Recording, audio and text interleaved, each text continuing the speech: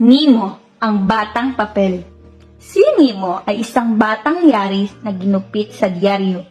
Pinunit-punit, ginupit-gupit, saka pinagdikit-dikit. Si Nemo ay ginawa ng mga bata para sa isang proyekto nila sa klase.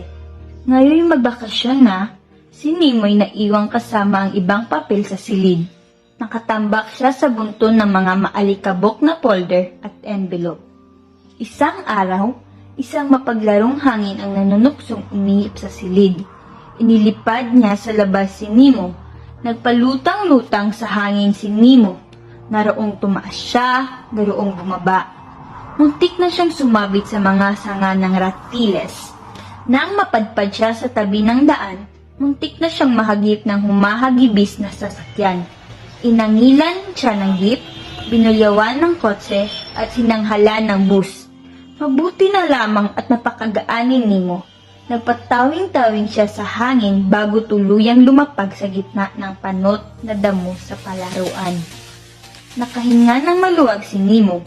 Ngunit, nagulantang siya sa dami ng nagtatakbuhang paa na muntik nang makayapak sa kanya. Naghahabulan ang mga bata at kaysasaya nila. Araw-araw, tuwing hapon, pinapanood ni Nemo ang mga naglalarong bata. Inggit na inggit siya sa kanila. Tuwing makikita niya ang mga bata sa palaruan, gustong-gusto niyang maging isang tunay na bata. Gusto kong tumawa tulad ng totoong bata. Gusto kong tumakbo tulad ng totoong bata. Gusto kong maghagis ng bola tulad ng totoong bata. Sabi nila, kapag may hiniling ka raw na gusto mong matupad, kailangang sabihin mo ito sa pinakamalayong bituin sa langit. Kaya, isang gabi, matyagang nagbantay sa langit si Nemo. Hinintay niya ang paglabas ng pinakamalayong bituin at nang makita niya ito, sinabi niya ang kanyang hiling. Bituin, tuparin ngayon din. Ako'y gawing isang batang masiyahin. Pumikit ng mariin si Nemo. Naramdaman niyang parang umiikot ang paligid at nagkakagulo ang mga busina ng sasakyan. Totoong bata na si Nemo. Pagdilat niya ay kasama na niya ang kanyang totoong tatay na walang trabaho at totoong nanay na payat at 8 totoong kapatid na ang ingay-ingay sa isang masikip, makipot at tagpi-tagpi pero totoong bahay. Huwag kayong tatamad-tamad! Sigaw ng kanyang tatay. Magtrabaho kayo! Kaya, napilitang tumakbo si Nemo palabas ng bahay. Palakad-lakad si Nemo sa kalye. Hindi niya pansin ang mga humahagibis na bus. Hindi niya pansin ang mga humahagibis na jeep. Isip siya ng isip kung paano makakatulong sa kanyang totoong pamilya. Kahit bata pa, napilitang maghanap buhay si Nemo. Sa umaga'y nagtinda siya ng sampagita at humahabol sa mga kotse. Pagod na pagod si Nemo araw-araw. Pakiramdam niya, pabilis ng pabilis ang kanyang pagtanda. Kaya naisipan niyang pumasok sa eskwela. Sumilip siyang muli sa paaralang pinanggalingan niya. Pero dahil marumi ang kanyang suot at wala siyang sapatos, inirapan lang si Nemo ng libro. Hindi ka bagay dito! Sabi ng libro. Ang baho-baho mo! Nagalit din sa kanya ang mesa. Ang dumi-dumi mo! Sinigawan din siya ng pisara.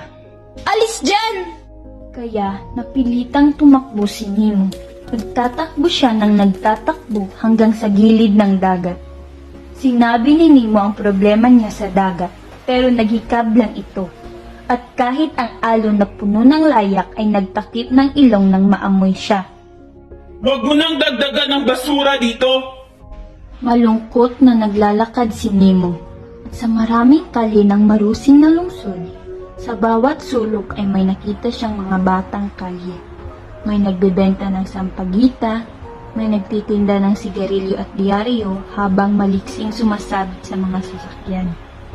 May mga kalbo, galisin at palaboy-laboy na yakap-yakap ang supot na plastik na kapag sinisinghot nila ay parang nangguguhit sa kanilang muka ng mangmang na ngiti. May mga batang butuhan ng binti at malamlam ang mata na akay-akay ng matatandang puti na parang kislap ng balisong ang kislap ng mata.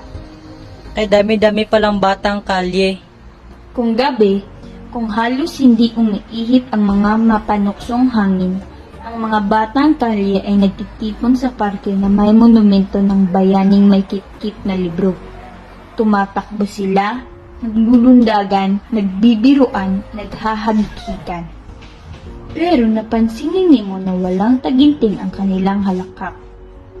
Parang pumanaw na ang kislap sa sulok ng kanilang mata. Sumama si Nemo sa iba pang batang lansangan. Nagtitipon-tipon sila sa isang bahagi ng parke at sa dilim ng gabi, nagsimula silang maglaro at magkantahan. Nalaman ni Nemo na marami palang batang tulad niya, mga batang lansangan, mga batang kailangan maghanap buhay dahil sa kahirapan. Tinipon ni Nemo ang mga batang lansangan. Nang nagkwentuhan sila, nalaman nilang pare-pareho lang pala ang kanilang gusto. Mapagmahal na magulang, maayos na tahanan, masayang paaralan, at sapat na pagkain. Pinagtapat ni Nemo ang lihim ng kanyang natuklasan. Matutupad ang anumang pangarap kapag hiniling sa pinakamalayong bituin. Sabay-sabay silang tumingala sa pinakamalayong bituin sa langit at hiniling nila ang lahat ng ito. Bituin! Tuparin ngayon din! Lahat kami gawing batang masayahin! Sa isang iglap, lahat sila ay naging batang papel. Inilipad sila ng hangin, kay gaan-gaan ng kanilang pakiramdam, kay saya-saya nila dahil malayo na sila sa magulong pamilya, malupit na eskwela at maingay na kalsada. Nagtataka ang mga taong nakakita sa palutang-lutang ng mga batang papel. Marami ang naawa sa kanila, pero hindi nila alam, mas maligaya na ngayon ang mga batang papel. Gaya ni Nemo, kaysa sa mga totoong bata na kailangan makibaka at mabuhay sa malapit na kalsada.